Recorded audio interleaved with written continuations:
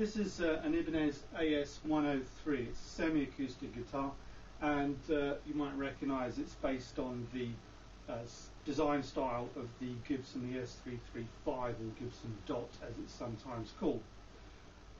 It does share some features with that guitar, very obviously, but there's one little feature on here which is a little bit unique, which we'll get to as we go through the review.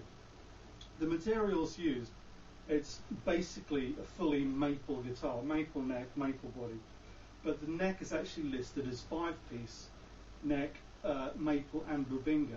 Now bubinga is a darker wood, and it's used in this case only as a very thin decorative strip.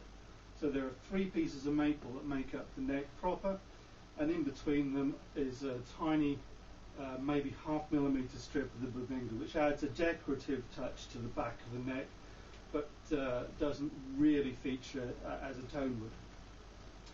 The fretboard is rosewood, bound in cream. The headstock is bound in the same cream, as is visually the body is bound in cream too. The fretboard, rosewood fretboard, has quite interesting fret markers. They're made of 2 materials. They're a rectangular block basically, and that's made up of perloid, which is the material we generally see on fretboards. But this is slightly special because there's another inlay of abalone, which is the rainbow coloured shell material, and that is fashioned so that the abalone is surrounded by perloid, and there's a diagonal slash of perloid through the abalone. It's difficult to explain, but hopefully you can see it quite well on the video. Alright, coming to the body, as I said, it's a maple construction, and it's faced veneered front, back and sides with a rather nice flamed maple, and you can see it's been left natural. At the moment that means the guitar is quite pale blonde in colour, but as the years go by this will start to gain its own aged patina, which will go slightly more golden as time goes by. Going to the pickups, we have 2 Ibanez Super 58s. They're medium output pickups which suit this style of guitar down to the ground. They're in gold covers, cream surrounds. They're controlled by knobs, by 2. Each pickup has a volume and a tone control, and the knobs on these are actually, I think, made from rosewood. They certainly look like some sort of wood. So that's a very sort of vintage feature there.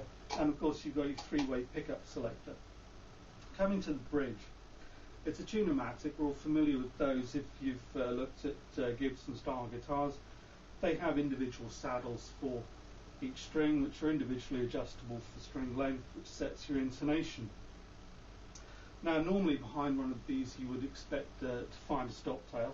Here we do have a stop tail, but it's quite an interesting and unique one, in as much as each string is retained in a unit which has the ability to rock slightly backwards and forwards, and that's controlled by these screws here, which you can turn with the pressure of your fingers, much like the system you find on Floyd Rose vibrato or tremolo bridges.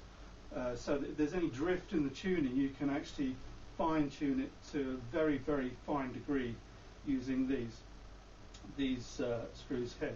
Now, why is that on a guitar of this nature? Never seen it before. Why is it there now?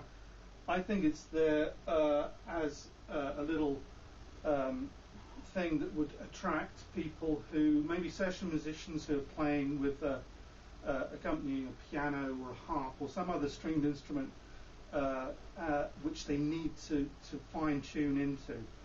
It's difficult to fine-tune a piano on the fly, far easier to fine-tune a guitar to the piano that you're playing with.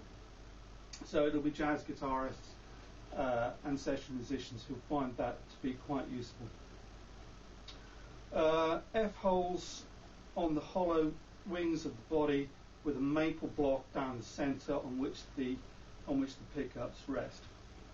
The body has a slight bulge front and back, as you'd expect for this body type, and the neck rakes backwards slightly because of that.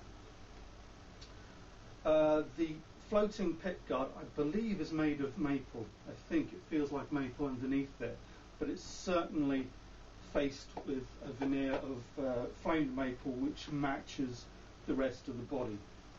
Okay, well, let's listen to the guitar on a clean setting first, with just the bridge humbucker selected.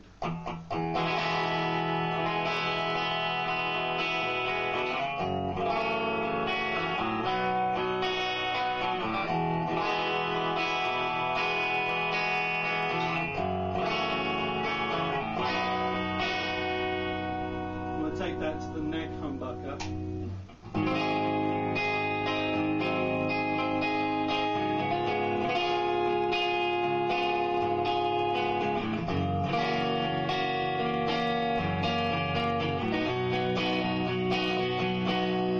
And combine the two.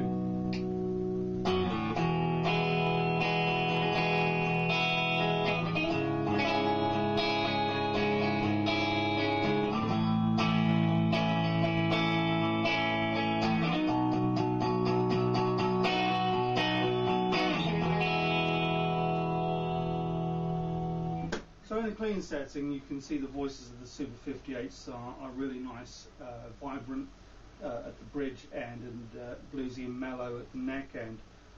They're medium output, as I said, so they're more suited to cleaner or moderate overdrive situations. So if you took it to some moderate overdrive,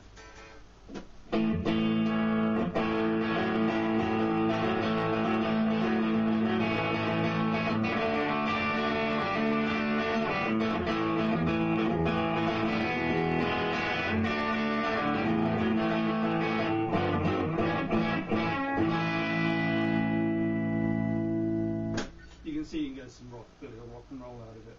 So there it is. It's a rather pretty guitar, I have to say. I do like maple construction. I like the blondness of the maple, and I like the lightness of the sound. If you're looking for a semi-acoustic of the ES335 style, I would suggest you have a look at this guitar. It's a kind of medium to mid-upper range guitar, I believe, as far as price is concerned. But the quality is excellent. It's made in China, but the quality control has been applied expertly, and this is a very high quality, very beautiful guitar.